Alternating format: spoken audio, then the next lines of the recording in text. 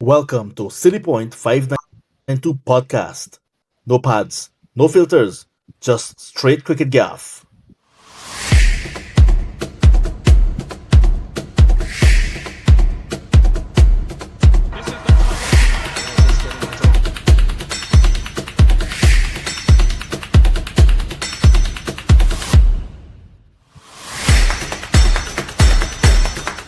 Welcome. Yes. Back for another episode of the Silly Point 592 podcast. And smaller group this weekend, but weekend. Ah, Viraj So getting yeah, ahead of himself for don't a want while. none of that. You still stuck on weekend mode. That's what it is. Yeah, so we got a very die-hard St. Lucia Kingsman with us today. I would say super fun. And for him, the Kings defending champions, he was one of them over the moon. So happy to have Melroy Stevenson on the show. Um, Pleasure having you, Melroy. But as usual, all things cricket, and we had a lovely weekend. We had a good week of cricket. CPL matches going down. Unfortunately for Melroy's team, another game rained out. So I don't know what that would say, you know, for the rest of the tournament. But yeah, joined by my co-host Viraj. Um, what are your thoughts? Yeah, I know. Shola's feeling a little bit tense today. It's a lot of weight to carry. Without the likes of Lake Ram and Bowen joining us today. But other than that, should be all right. Looking forward to the episode. And glad that we have a local Kings fan because you don't really see much of them in Guyana. I think so. It must have been hard to find this job, right, Melroy? Contrary to popular belief, there are a few of us in Guyana here. Off the top of my head, I know like three of us that usually frequent all of the Kings games in at Providence. So yeah, there are three of us. Thanks for having me here today, guys. Looking forward to the In single digits here, guys. Told you it's not a lot of them. Nobody's delusional enough to be a Kings fan. Come on, man. Even after the trophy. and delusional will be in the statement. So look out for it.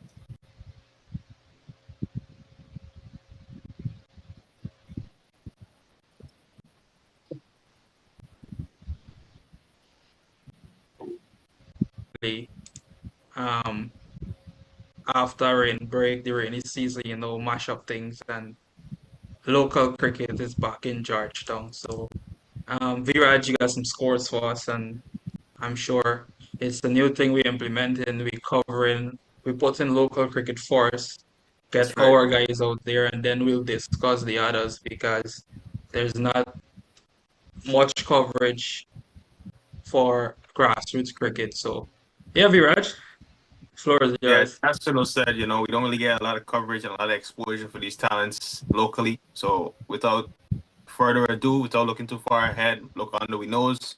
We're going to talk about the GCA tournament and the scores that and the games that happened over the weekend. So first game on Saturday, the 24th, Martino Cricket Club took on GCC at the Martino Sports Club ground. This match was reduced to a 35 over affair. As you know, this is a first. But MSG batted first, 76 all out. LaRose took 5 for 27 in his 7 overs. GCC in response, 78 for 1 in 11.3 overs. Martin Pestano, top scorer with 35 off 38 balls. And then fast forward to the next day when El Dorado took on GCC in a 45 over affair on Sunday, the 25th. GCC batted first. Put on a big score of 339 all out in those 44.5 overs. Almost made it all the way to the full quota of overs. Dindial top scored with 121. Thaddeus Lovell also chipped in with a half century, 6 to 5. On the bowling side of things, Farrell took 5 for 50 in 8.5 overs. Akeem Williams also contributed 3 for 63. And then ELC, El Dorado Cricket Club, of course, In reply, a mere 6-5 all out, with Prasad taking 4 for 30 to wrap that up quite quickly, make light work of that. In the GISC Star Rental Trophy Stall second day first division tournament, Police versus Everest.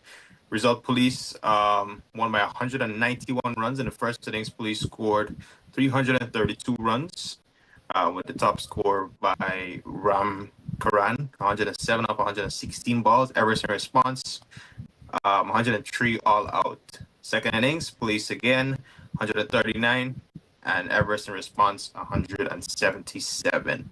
That wraps up the weekend for local cricket. Shout out to all the guys that did well in performances. I hope you continue good work and be a model of consistency in the tournament as it goes on.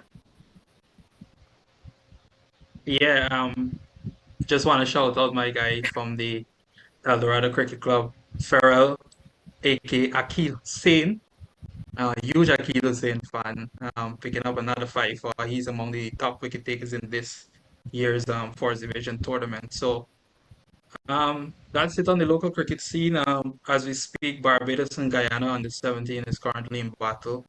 Um, it was a rain-affected match, but I haven't been able to follow it since. So I'll get updates for you shortly. And yeah, let's get straight into business. The few matches we had recently in the CPL, we had the Kings and the Royals, which was a rain-out match. There's a second no result for the Kings. We had TKR and the Kings. KP shutting the Doubters up with a half century. I don't know when we'll see another half century, but it's a half century nonetheless. And It's funny how the Warriors doctor himself versus is moving the Falcons. scorecard. Um, a commanding victory, of course. Second 50 for Hope. He now has 138 runs in this season in two matches, and Hetty bouncing back with a 65. My biggest thing for Hetty is consistency. So let's see. I'm hopeful. I can see Melroy laughing, and I know why he has a smirk on his face, but he'll tell us why. Sheppy with 25 from 8, striking at 312 strike rate, and in that match, the Warriors tore the six after the power play. Not many people believe um, they would have picked up the pace after being 63 at the end of 10 overs to come back and make 211 in the final 10. There's 100 runs between Hetty and Hope and 148 runs added in the last 10, with 77 coming off the last 5 overs. So the Falcons 128 all out, 15.2 average batting display, not surprise. Imran Tahir 5 for 21, best figures in the CPL. Kareem McGore looked promising again. Evan Jacobs chipped in with a 26, Fabian Allen 22. The Warriors bowled 14 extras in that match. 12 of them were white. So, um, a talking point, I don't know. Chappie with two, and Wayne Pretorius with two. A bit expensive, but yeah. So, the points table, the Falcons at the top with 7 points, 4 matches remaining. And the Warriors played two on 4 points. We got TKR played two on 4 points as well. St. Kitts and Nevis Patriots have 4 games remaining on 4 points right now. The Kings with two no results stuck on 4 points, and the Royals having a terrible season, having a rain out match as Predictably well. so. So Predictably so. uh, they're on 1 point with two losses. So um, table is well and truly established. Now we're getting down to the latter half of the tournament. So just a quick check of the leaderboard, the batting leaderboard. Kareem Gore, 218 runs with his highest score of 64, 350s, two not out, a strike rate, which I think is workable given the situations he's played in. 137 strike rate, and in the bowling, I don't know if this guy old, I don't know if he's young or whatever. He's just in between Wakar Salam Keel. His hair won't suggest that he's Yeah, young, yeah, but he's the leading wicket taker with 10 wickets, 6 matches, of course. yeah. 4 for 22 is best figures at an average of 20, and economy rate at 8.65. So, yeah, um, I don't know. Thoughts, Melroy, to take you first. Um, Generally, I've been disappointed with the overall batting in the tournament. I expected a lot more from some of the young up and coming players. I think what's been disappointed is that the Fletchers of the world, the Johnson Charles, the Pollards, and those guys continue to churn out performances even at such an advanced age that they're at. The youngsters aren't putting their hands up to be like, hey, pick me, pick me. We're still getting performances from the older guys. I think what continues to be a plague to the batters as well is their inability to rotate the strike one and also to handle world class spinners, because year in year out the spinners usually comes and dominates this tournament, and that trend has actually continued. And from West Indies cricket development, that's a worrying trend as we continue to try to develop our cricket. And I think the batters got to realize that, hey, the world has caught up with the West Indies, so to speak. They're no longer the only ones who can hit the ball over the boundary. In between, they need to have singles. I think if we're to like zone in and scrutinize the batters, on average, you find that like 30 to 40% of the balls that they face, mainly the top order batters, are dot balls. Strike rotation is vital, because in international cricket, if one bowler continuously bowls to a batter, you're going to find they're going to work them out. And I think that's something that I'm not sure what role the analyst plays in the respective franchises that they're with, but there's something that the batters need to like take accountability, and ensure that the onus is on them to kind of like evolve their games altogether, and be better cricketers all around. But it's been disappointing, the output from the batters. Yeah, I think just to jump in, I think really apart from Kareem Gore, like Eroy said, it's been pretty disappointing, especially when you look at the two recent debuts for West Indies in the top of the order with Joel Andrew and of course Kevin Anderson has only played 2 games this season, but he hasn't performed better than a strike rate of 110 in any of those games. And Joel Andrew, I think right now he's just struggling to find the ability, or it's hard for him to shift between gears.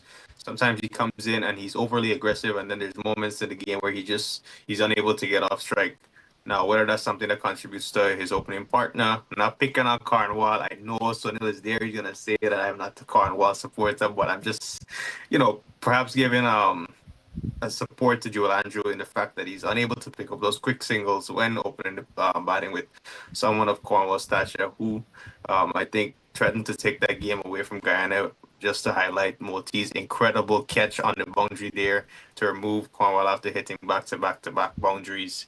And that innings was on a roll. But yeah, it is disappointing, but at the same time, I think we have found something in Kareem Agor. The maturity that he's shown in the innings that we've seen so far. 2 not outs, like Sadal mentioned, one steering his team over the ropes in the last game that they played. Yes, maybe you want to consider his strike rate, but at the end of the day, the only number that really matters is the 2 points. So whatever you need to do to get those 2 points, he really displayed a level of batsmanship that I don't think a lot of youngsters have at this stage in the CPL. So kudos to him, and yeah. Yeah, so um generally for the past decade or so, West Indies has failed to produce any, or with the exception of Nicholas Pooran, of course. People would say that Hetty is up there, but Hetty is a batter I feel that I don't feel, I know his stats proves it, that he's very inconsistent. And if you're going to single out Hetty, this is also many other batters before him fail to be consistent and show great batsmanship. Maybe the standard is too high. As West Indies fans, they're relentless. We know West Indies fans, they want results. They're results driven. So if the man are making runs, then he making sense. He taking wickets, he making sense. They want the neck. So the batting is, of course, as expected. But there are a few good performances in between. But um on the bowling,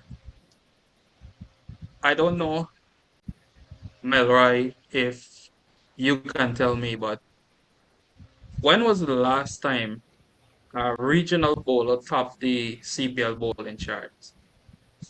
Ooh, ooh, that's a good question, boy. Ah, It's been a while. that's a mind I would, teaser there.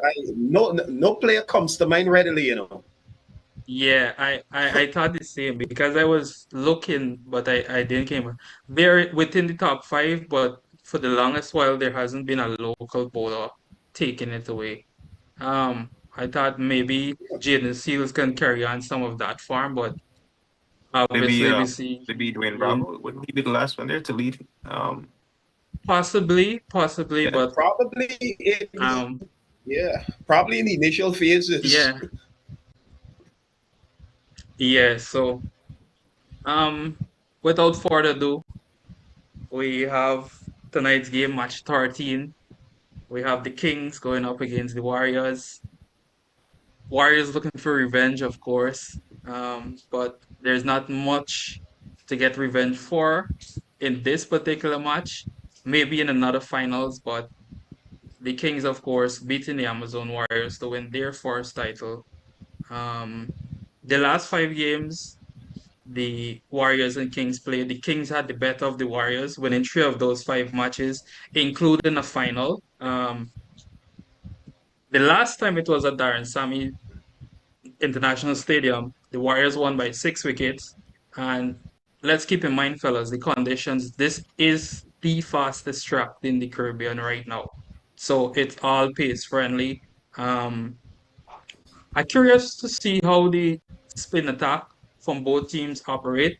Curry Pierre, I think, has been a little inconsistent with his length, and I'd like to see a bit more from the veteran Tabria Shamsi. Of course, we all know what quality he brings, replacing Noor Ahmed in that King squad. So, yeah, tires straight off of FIFA, but in these conditions, I'm looking at our fast bowlers. Of course, I'd like to see something more from the Josephs, given that Alzari Joseph features tonight and Shamar Joseph, um, Ben McDermott, friendly conditions for him, conditions conducive for Ozzy. Um, Tim David would be on show tonight. So, um, two solid lineups. And of course, I'm at home in Guyana, but I know my friend Melroy is all the way in St. Lucia. So I let him take the floor and tell us about what are his King's chances tonight. Thanks, thanks for those kind words. Crazy enough, right? I think Guyana are actually the favorites coming into the encounter this evening. A few reasons would be No doy, no Alzari doy. picked up a hamstring niggle in one of the earlier matches, so he's going to be out. O'Shane Thomas was actually brought into the squad, and I've never been a big O'Shane fan. He usually travels a fair bit in the white ball arena. Another Alzari really just see promising that up and mine coming. was coming up on the schedule, and he decided to come out for this game. That's exactly what happened. He'll be ready come September 24th. I can assure you of such. Um, Coming into the tournament, this guy sustained a dislocated shoulder. I'm not sure about his status moving forward in the tournament. He got one of the fastest 50, the joint fastest ODI 50 recently. He's a bowling all around. Oh boy, ah, his You name talking his about name Delano? is not coming to Which team mind. is this? I didn't get that. The St. Lucia, the Kings for the Yeah, Kings. You talking about Delano? no, this guy that recently made his West Indian debut. A medium pace. He swings it a bit. He's from Barbados. Oh, Ford, Matthew Ford. Yeah, Matthew Ford. He sustained a dislocated shoulder Yeah, yeah, while yeah, in yeah. training for the West Ford Indies is a few weeks injured. ago. Yeah. So he hasn't featured the tournament, and his batting has actually started to pick up. His bowling with the new ball has been really effective in the white ball format. So to not have him feature thus far in the competition has been a really big setback for the Kings. Like you Yeah, I mentioned, think just Noor to Hamad support. is not there right now. Yeah, I didn't mean to cut you off, but I just wanted to highlight that Yeah, point you made just to back you up. I think, in fact, he was playing at such a high level. I've read reports about this Chennai Super Kings in the IPL actually considering him for the next IPL draft if his name was being made available. So he was performing at an outstanding level. So that is a big blow. Go ahead. Definitely.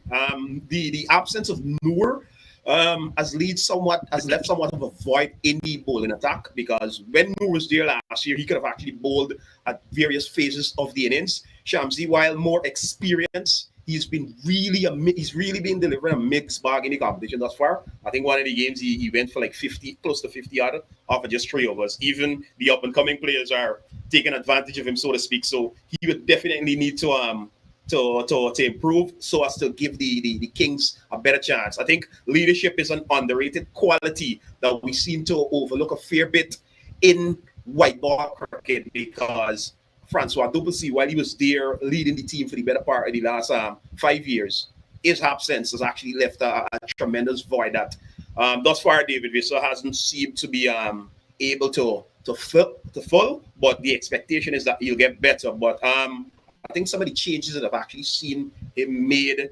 when in the field from a bowling standpoint has actually had me scratching my head a fair bit. A lot will depend on Tim David. He's in red hot form at the moment, and I know for a fact some of the Guyanese spinners wouldn't want to see that guy going to the wicket, because he has been brutal when dealing with the spinners in T20 cricket this year. Moti, be careful, be very careful. Melroy, So would you have I think preferred it'll to be a see the close game. captaincy given to someone like Roston Chase in this instance? Um, I think Roston performs better when he doesn't have the burden of leadership associated with him. He's more a free spirited person. So I was a bit surprised when he was actually elevated to West Indies captain in the longest format. But from what I've seen and having watched Roston over the years, to me he performs a lot better without the burden of leadership associated with him. The reason I asked you is because if you look at the teams, and I don't think a lot of teams are really pushing the leadership responsibility and role on these local players themselves. When you look at the likes of course, we're mentioning these two teams that are coming against each other, that being Imran Tahir, who's been successful captain, of course, bringing a maiden title to the Guyana Amazon Warriors. But then you also have the likes of Shea Hope in that team, who is the white ball captain of the West Indies side. And then now looking at this St. Lucia King team, you're also giving a nod to David Weiss, who, albeit he is the most experienced T20 player on this team, yes. But then when I look at other tournaments around the world, take for example the IPL, where the priority there is the development of their local players, to give them players the opportunities to perform in whatever role, in leadership roles and these sort of things, and they're given the opportunities, whilst our guys are kind of left in the background and the opportunities are thrown ahead there for the foreigners. So I just wanted to hear your guys' thoughts on that. That's why I asked the question. I think that was something that actually jumped out at me initially. I was of the view like, hey, why Shai Hope is not the captain? But then my mind ran back to the Mumbai Indians, and of course you have a scenario whereby Hardik Pandya actually captains the Indian captain. Well, at that time in T20 in Rohit Sharma. So then I kind of like just brushed it aside. But I think something that's actually been lacking in the cricket from a regional standpoint, you don't have that many leaders. A lot of the guys are followers, and the general atmosphere in some of these dressing rooms and even with some of these places that they're laid back. They don't want to grab the bull by the horn, to say the least. I think a few years ago, Puran being elevated to the captaincy of the regional side was actually something was somewhat of a forward step, to say the least. But then he blatantly came out and was like, "Hey, I'm not comfortable doing this." So even him being the captain of the Trinbago Knight Riders currently, a lot of times you see Pollard is, kind of still holds on to the road of leadership. A lot of the changes and so on, Nikki P would actually reach out to Polly to kind of like seek advice, and you always find that Dwayne Bravo is on the boundary edges, and Sammy similarly for St. Lucia's on the boundary edge, and they pass on the knowledge. And in terms of that Trinidad team, you find that team is vastly experienced. You have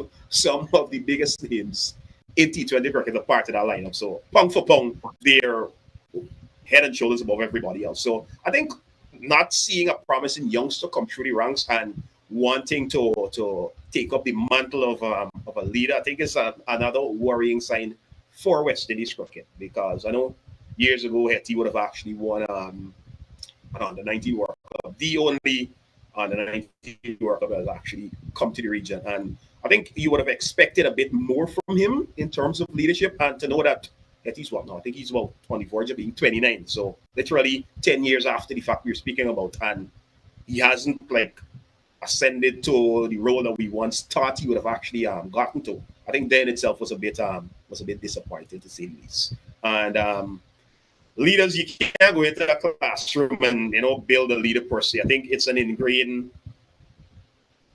knowledge of the game, attitude, and what's not that comes that makes great leaders. And unfortunately, I don't see any promising up and coming leader for the West Indies currently on display in this T20 tournament. So, um, look, I challenge you guys, right? Um, I know Melroy, I won't say avid fan and leave it as that, but you're also a fan that's involved in cricket. And Viraja, obviously, you're a cricket fanatic. So I'll challenge you guys this, and I'll challenge our other hosts to put together your next best West Indies 11. Let's make it easy. Let's Mm, look at T20, okay. right? And let's have a discussion. We'll dedicate one episode to discussing the next best team. Let's do 12 players, right? GPL just strike me, so this I was up. Without fail, bro. Without fail. Without Yeah. fail. So look, Melroy, how do you feel having two games rained out from your title defense? That in itself was a setback, because how I initially looked at the fixtures, I looked at it. Hey, I'm gonna get 4 points each from the Royals and also the Falcons. So to kind of like lose out Yes. on 2 points in those Two games, marks on the Falcons. yeah, I lose out. I lose out on 2 points. So in essence, it's like I would have lost to one of them thus far, because I got half the point against both of them. So then itself was a setback in itself. But I see the Royals finishing at the bottom along probably with St. Kitts or one of them. But yeah, the top four is going to be in no particular order: Guyana, Trinidad, Falcons, and of course St. Lucia. So when the knockout comes about, it's going to be an attritional war, to say the least. But yeah, to lose out on two, how I would see it, easy games, to say the least, losing out to the inclement weather, then itself was a bit disappointing. But hey, that just means that we gotta take out our frustration on the Warriors and also on Trinidad Knight Riders. You're gonna get it right. So, Charles has been in good form since the Global Super League. Um, he had starts, and then he carried on with a 50, and then he had I think it's the last game he made a 50. He had starts the other matches. Um, I look, this switch hit that Charles play, once he executes it, it goes a far way. And at his age, seeing him add that dynamic to his game says a lot about what he wants, where he wants to be. He's assorting his play, because we had a lot of naysayers saying, "Oh, he just there because Darren Sammy he good, so why not? He's my partner." So we got one there, but Tim Seifert, I feel like he's always been an underachiever. He has not lived up to his potential, and it shows with his performances. But I saw him get a start the other night, and it reminds me so much of seeing Faf at the top for the Kings, and I kind of miss seeing Faf at the top. But Seifert definitely needs to step up and fill that void for them. Um, yeah, if it's Chase Knight, it's Chase Knight. I don't really expect much from him. Um, in terms of having, you don't know which chase you'll get on the night. If you get the bowling or batting chase, but that's all in the job of an all rounder. So Um, yes, Viraj, and then predictions. Um, if you're hoping for me to say anything positive, um, and anything nice, any remarks about Johnson Charles, you're not gonna get it.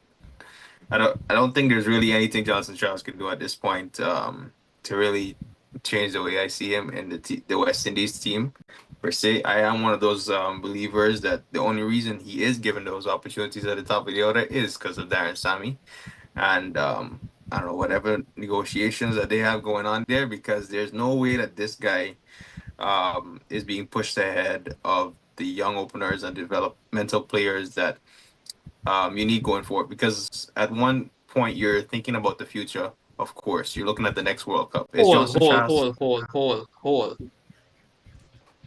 Two youngsters that you think can open in front of Johnson Charles. I think it's quite obvious that Joel Andrew should be slotted in that position. On what On- basis? On just your feelings? I don't no, no, I don't no. It's deal with the feelings. To me, no. to Do you me, think yeah, Johnson Charles is going to be part of the next T20 cycle? Yeah. yes. Given his West Indies T20 record. Yes. Yes. Are you forgetting that he's also a World Cup winner? And we need that experience. Who's going to mold the future? There is no World Cup winner in the West Indies side. Is that you saying that you wouldn't be able to win the World Cup without a World Cup winner, John Charles? So you don't need a World Cup winner necessarily. Darren Sammy is the World Cup winner as The the head coach. experience. As the head coach going You forward. need that And experience.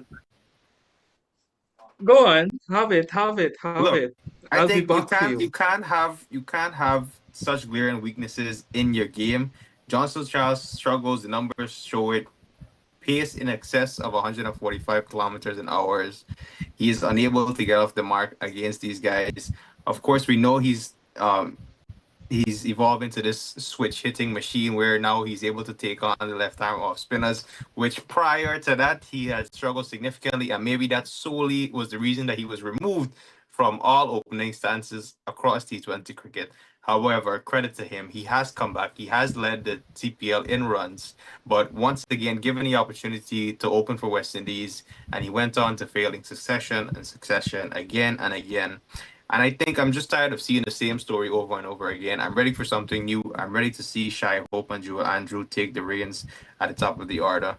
I've seen enough from Joel Andrew from the CPL debut that he made. Melroy is itching to come at me here, so go ahead. Yeah. I just want to make a point out to you guys. I don't know if I was the only one who seemed to have noticed it, right? The transformation of Joel Andrew, the middle order battle, into Joel Andrew, the opening battle. There's something I was mystified by, to say the least, because as a regardless of the format, you just can't just go at the top there and start hitting people regardless of how good you are. You need some sort of a good hand-eye technique or something of the sort. And I think Mhm. this guy was unfairly sent to the top of the order when his early success, would have actually come in middle order, because on debut in the CPL last year, I think he batted probably like 4 or 5. He made Yeah, a nice half century. Then he had like a 40 odd. Then even right. in the state cricket, I remember him going to Ireland and made 140 odd. So when I saw this guy being thrown to the wolves, so to speak, as an opening batter, I was surprised, because in my mind he's not an opening batsman, and I think that shows in terms of his shot selection. This is a guy who has the capability to, like, turn it around and what's not, because even the T20s that he would have openly batting in, I think he struggled a lot. Yes, he might have a few boundary balls here and there, but a lot of times the partner that he's at the wicket with aren't that great runners between the wicket. And I think that actually puts him on the back for a lot of times. Currently, twos become one become run out with the current partner that he has at the. So I think him as an owner, in my mind, is not the best. I think this guy is a better middle order batter. I think the non-performance of Atanas actually shown the spotlight a fair bit on him. But in my mind, he's not an opener. I think the evolution of Charles has been breathtaking, to say the least. To know a guy that is not the most naturally talented, but one of the hardest workers that we have. has actually seen a need to go back into the lab and try to reinvent himself in an ever evolving format. And that speaks a lot about who he is as an individual because there are way more talented players in the region than him. And they don't see it to kind of like go and check their game to the point and be able to say, you know what, hey, I'm going to come out and I'm going to try to do different things. And a lot of the times you find that some guys be playing the same match over and over. And they oftentimes say the definition of insanity is doing the same thing repeatedly and Right. expecting different results. And a lot of our battles in the region are insane. Let's me putting it nice. So I think Yeah. Johnson gets somewhat unfair criticisms to say the least. But hey, to each their own. I don't think there are that many batters in the region who are openers that are actually better than him. I don't think there are three better than Johnson Charles. And we just can't, put feelings to the front. And Um, cricket more so are data is what should actually come to the fore whenever it comes to selection. Yeah, at times you might have a gut feeling as a selector and what's not, and you go for a particular guy and what's not. But at the end of the day, sports numbers driven.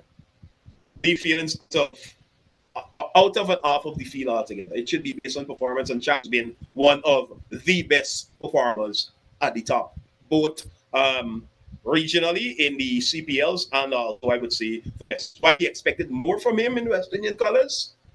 Yes, there are moments he's failed to deliver, but time speak the current makeup of the team as well. Because, for instance, Shea Hope,